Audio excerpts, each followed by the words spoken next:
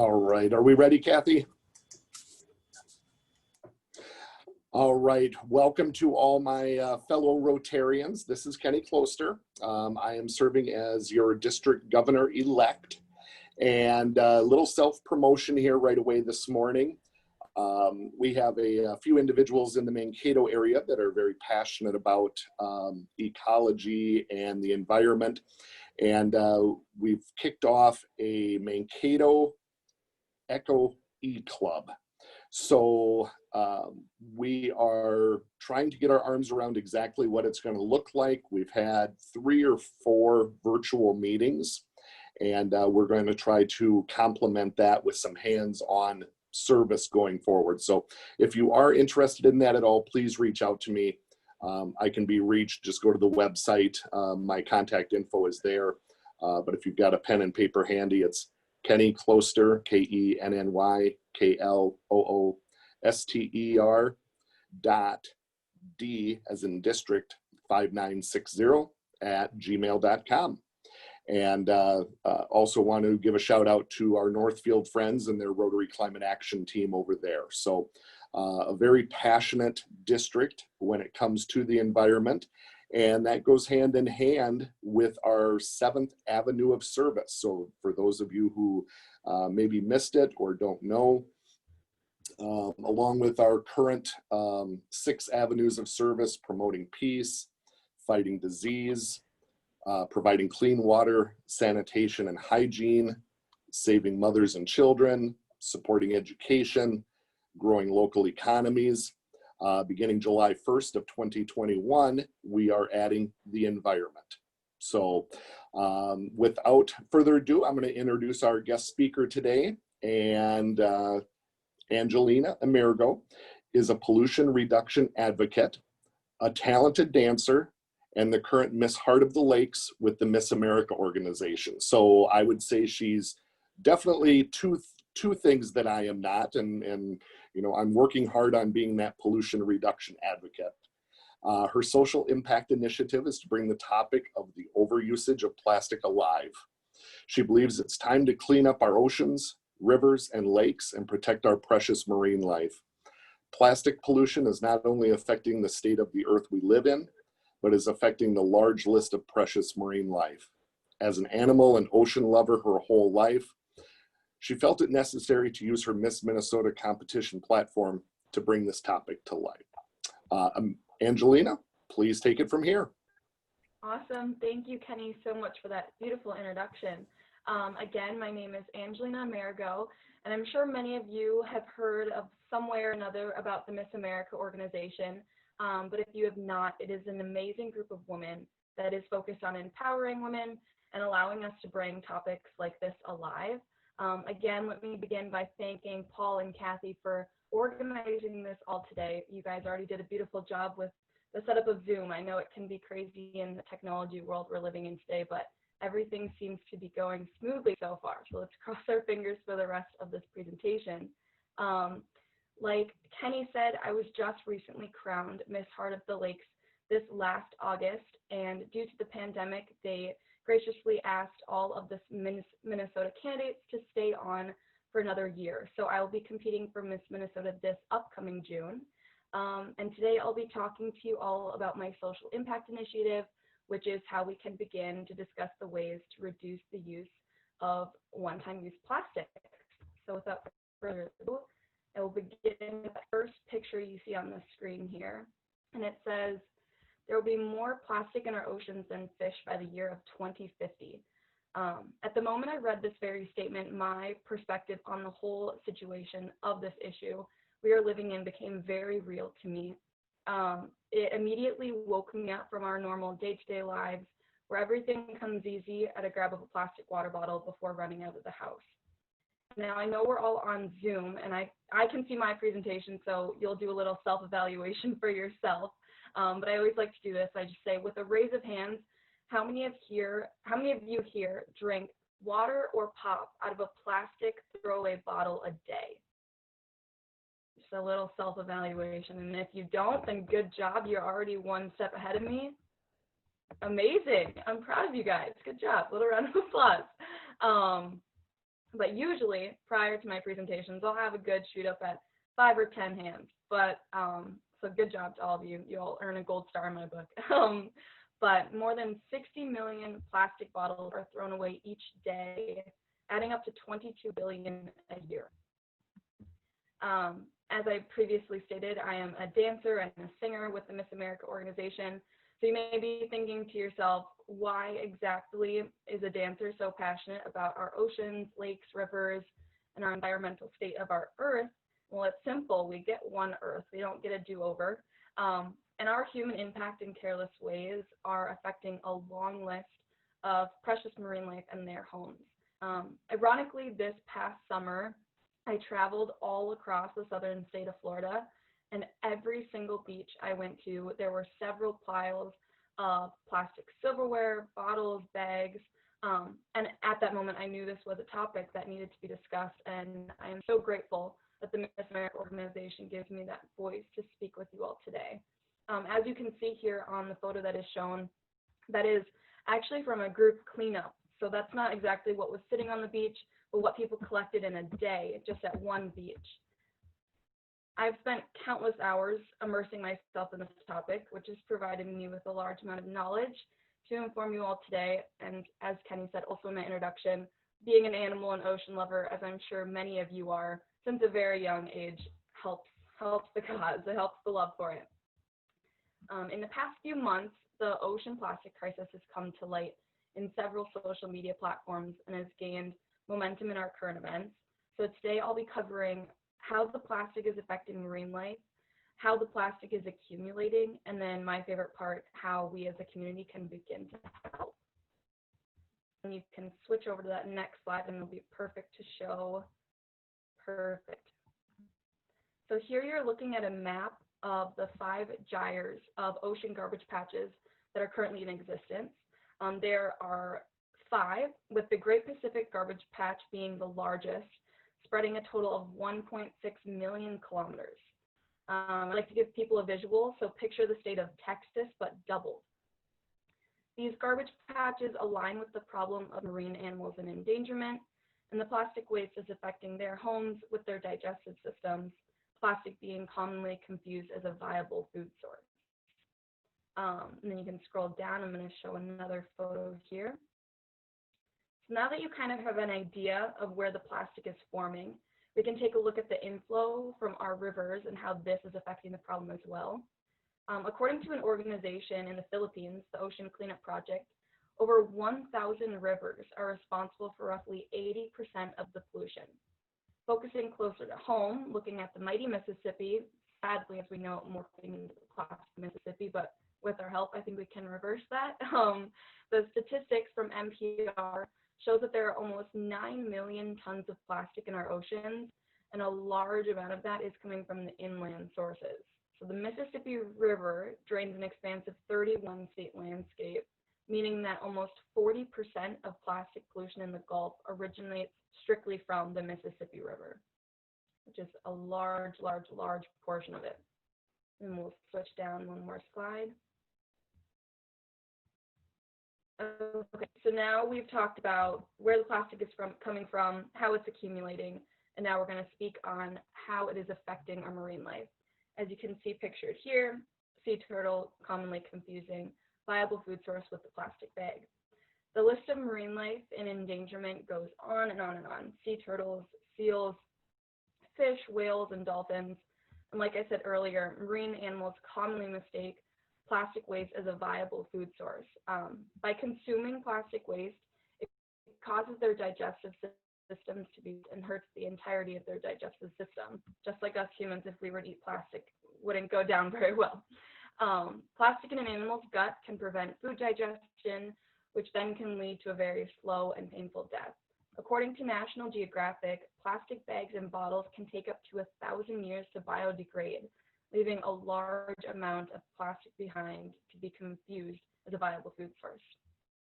Now, usually in our Rotary meetings, we're either eating breakfast or sipping on coffee, so I always like to make sure everyone's done eating before I show the next photo, but I think we're good.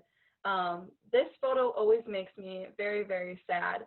But it's a photo of a turtle that a fisherman found on a cleanup in the Pacific with a plastic straw lodged in its nose. And this is the one of many photos that I have accumulated, but this one it was one of the first photos that I had seen a while back.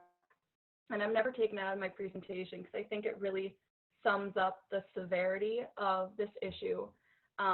Luckily, there are several organizations working towards cleaning up the ocean garbage patches that are in existence, but I believe that in order to make a true difference, we need to stop the inflow that we were discussing earlier that is happening from our rivers, which leads me to my personal favorite part, and I'm sure all of yours too, how we can begin to help.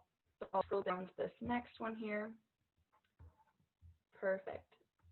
So it's incredible to think that we humans have started this problem. We can also reverse it. So a few day-to-day tips that I like to give are up on the screen, so you can take a look at those while I read a few. But imagine if every single time you went to gym or work, instead of grabbing a plastic water bottle, you filled up a reusable one. The most common example I like to use is a lot of people when they're shopping at the store grab those 24, 42 pack of plastic water bottles. And also reusable bags at grocery stores at checkout. It's so easy to, quick and easy, say, yep, grab a plastic bag, bring your own bag, leave it in your car.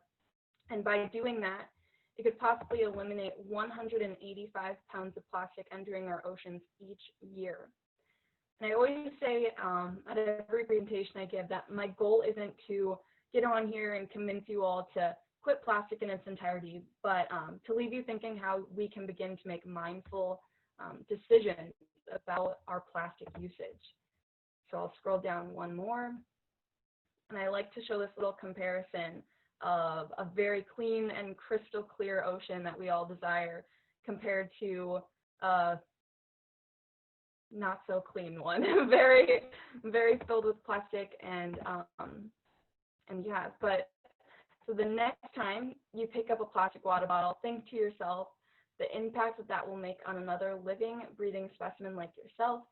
And imagine when you put your groceries in a plastic bag, how you would feel if you were trapped in one just like it. Our impact can and will make a difference, and we can create a new normal, one bottle, one straw, one bag at a time, which, side note, is also my social impact initiative name, if I didn't state that before. So I would like to use that as my little closer.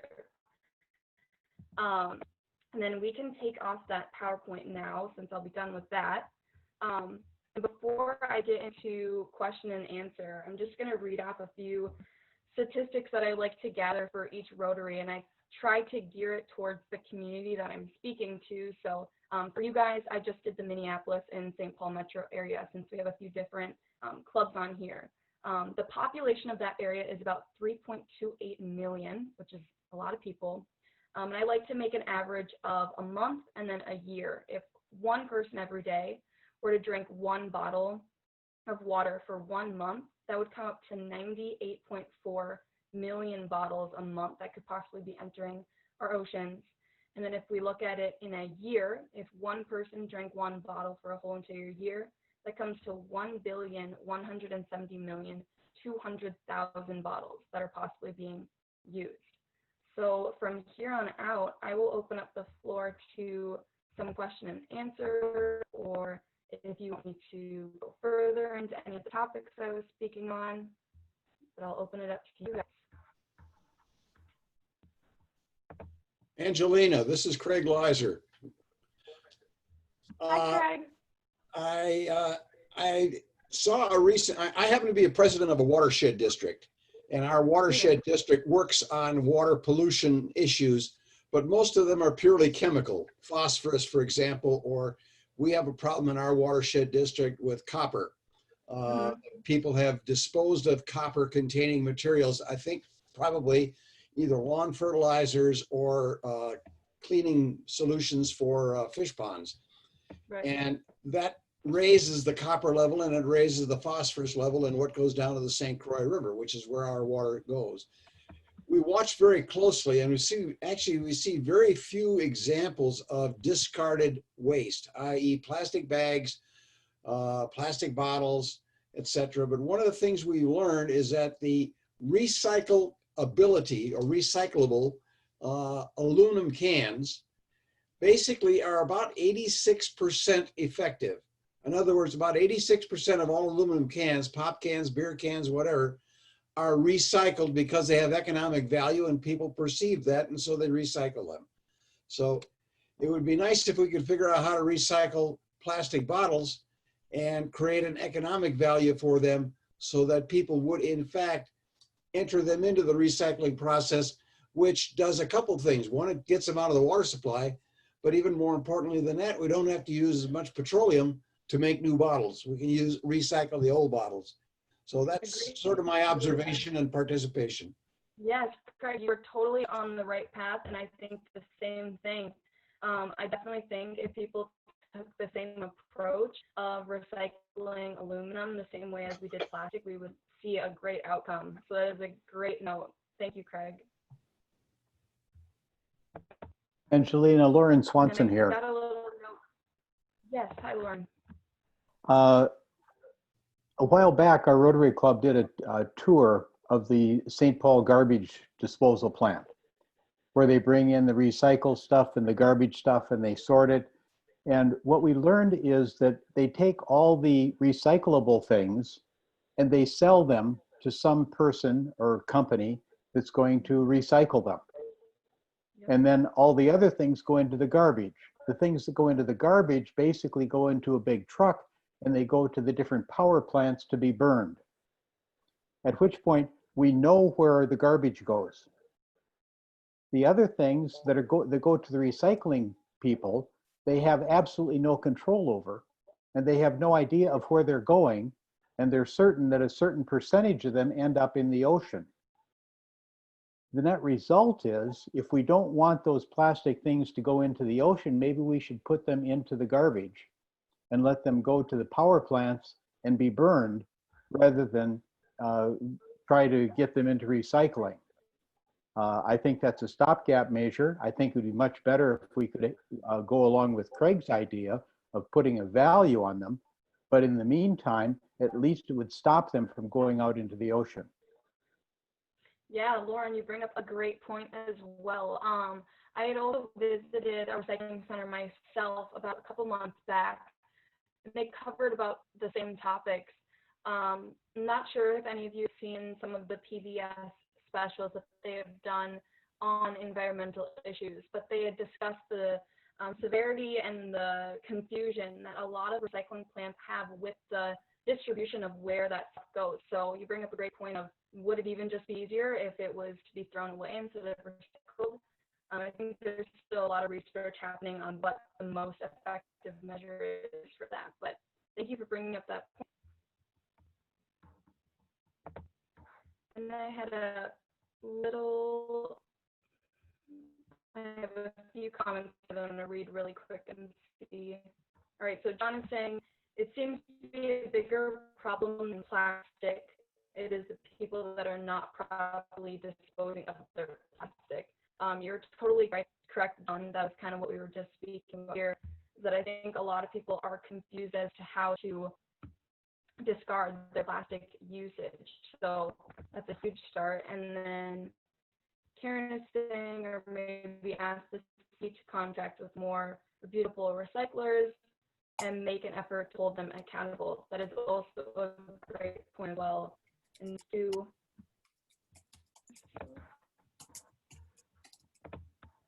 someone got mute here. I think we had someone type in the question.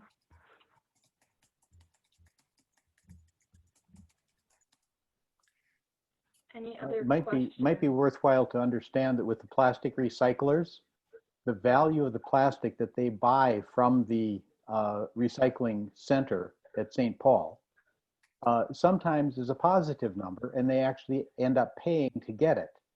Sometimes it's a negative number, and they get paid to take it away. And so that might also be another thing to consider, where we just don't pay any negative numbers and we run it into the power plants burning it and at least getting a little bit of energy out of it. Right. It's some great thoughts here this morning. Thank you all. Does anyone else have any questions? questions or, oh wait, here we go. We got it now. I do. This is Deb Nygaard from Roseville.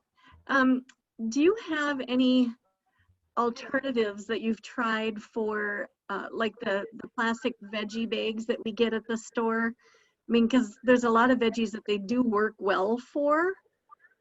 So is there a not single-use thing that you like? Yeah, I've heard a lot of people, instead of using the plastic bags there, some people take it home and wash it. And I know that sounds kind of crazy, but if they have 3 or 4, they take that little plastic bag home, rinse it out, put it back in their reusable bag, and bring it back to the grocery store. If not that, I know a lot of people like to use reusable containers. I know some people like their produce packaged a different way or preserved a different way. I think it depends kind of on the personal preference one, depending on how you like your food to stay fresh. So that's a good one though. I would love to look more into reusable produce bags. Oh, here, I think someone just commented something here. Mesh bags by Norwex. Amy just commented that. She said her suggestion is to reduce utilization of single-use plastic containers in the first place, rather than weighing pros and cons of recycling versus throwing away. And then she said you can get reusable produce bags from Norwex. So I think public comment, so if anyone wants to make a note of that, feel free.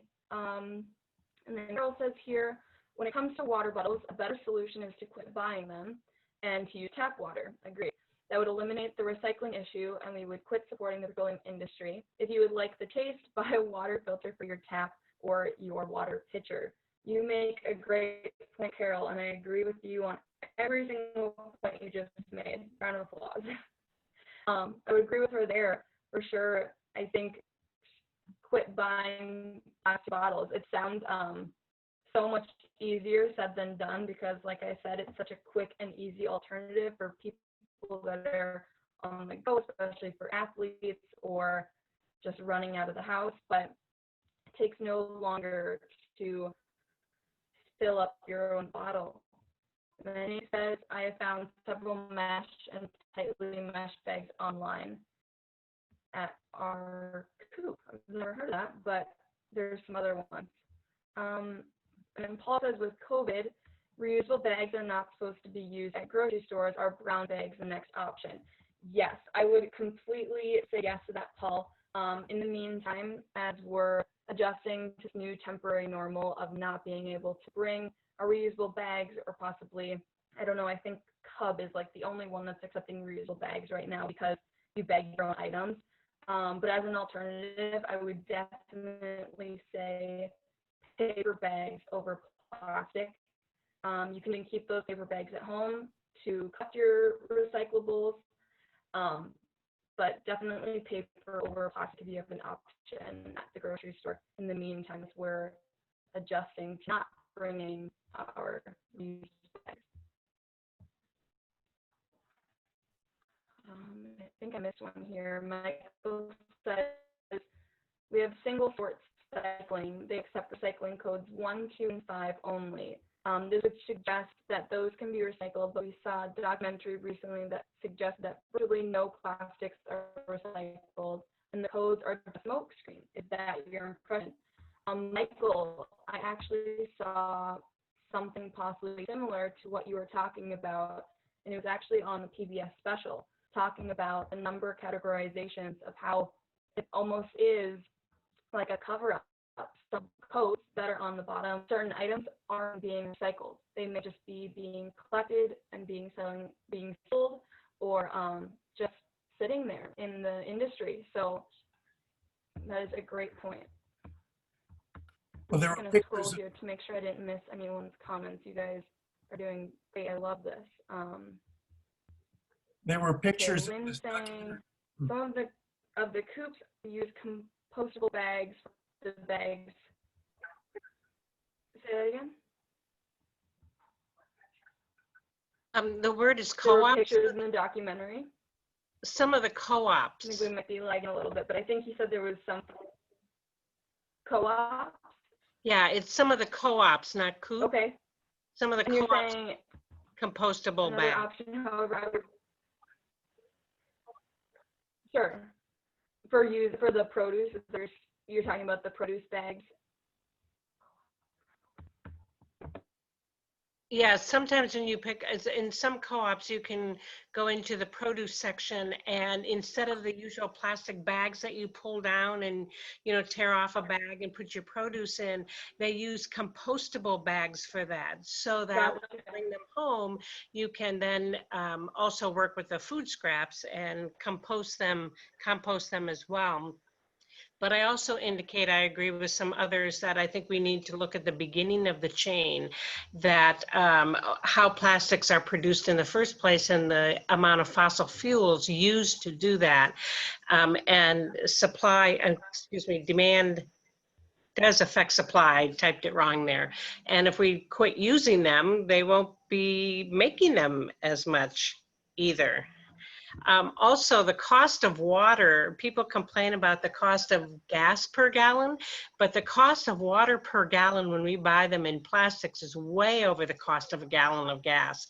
And yet we don't think anything about that, or oftentimes we don't mention that, but we will complain about the cost of a gallon of gas. And it's interesting, we'll go ahead and buy water in plastic bottles and pay so much more per gallon. So we recently got shampoo bars to try to eliminate shampoo bottle usage. And we're looking into those little toothpaste tablets instead of having to use toothpaste tubes and the bamboo toothbrushes. But I have to share a little humor at my expense. So if you can see my picture up here, here's what happens when you first try the shampoo bar with no conditioner. Oh my goodness. So that needs a little work, but I'm trying to.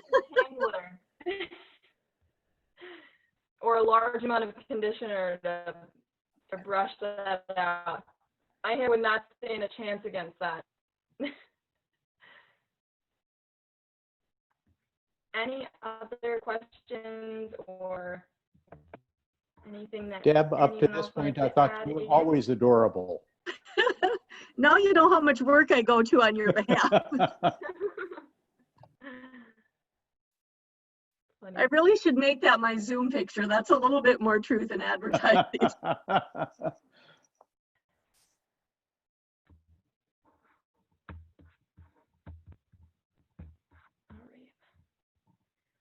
Well, I think I covered all of the comments that you guys were putting.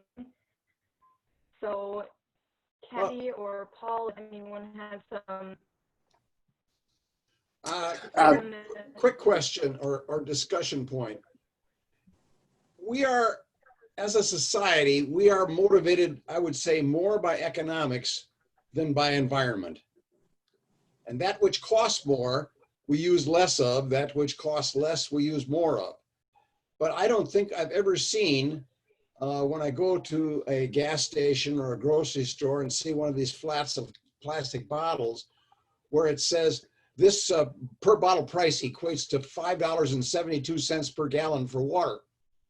Right. If we knew what the cost per gallon of the water was, we might well then concede and go back to bringing a container of water from home and using that.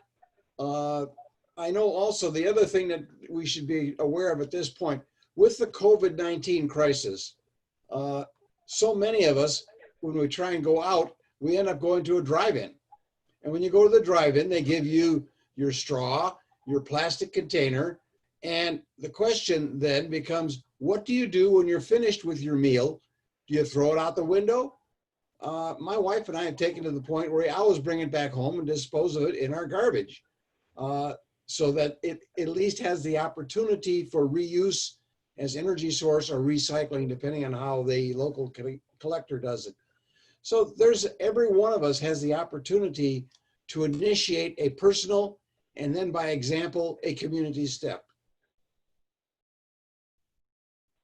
Craig, you're bringing up all the right points this morning, and I think we all agreed tremendously with what you just said about if we knew the price of the gallon of the bottle, maybe we would be more alert as to what we were exactly buying. Because you saw on a Holiday or a Speedway, if it said $5 a gallon for gas, you would drive right by. So you bring up a great point. Thank you for that. And Bree, I'll mention here as we're talking about reusable items, I'm going to send out a little photo and a link to Kathy of some reusable items that I just received with my little social impact initiative name on it that supports the Miss America and Miss Minnesota organization. So I'll be sending that out a little later today to Kathy, and she can shoot that over to you guys. I can show you guys really quick the little bag, and hopefully when grocery stores become more accepted of our reusable bags again and germs subtly die down, even though we're entering fall, so we'll keep our heads up for that one. And then the bottle as well. Looks like this, a little reusable bottle, all made out of recycled plastics. So I'll send that over to Kathy later today. She can send that out to you guys, or she'll post it on Facebook, whichever is easiest to show that to you guys. But thank you all so much. I'll give you all a little round of applause for joining in the conversation today. I had a wonderful